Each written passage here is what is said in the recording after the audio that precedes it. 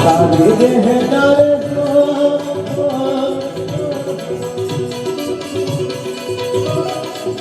પાર્વતીને સ્વામી તમને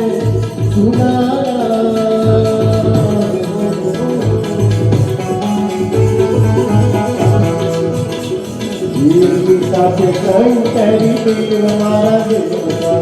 ગીતા છે શંકરી દેવ મારા દેવતા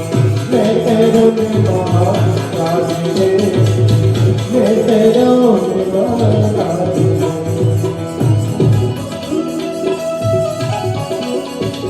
બધા અહીં બેઠા છે આશ્રિત ખાધું છે બધાએ ઘરે જમીને આવ્યા છે એ નાસ્તાની વ્યવસ્થા હશે માટે મારા માટેની અમારા ગ્રુપ માટેની પણ ગણપતિ દાદા માટે બધાએ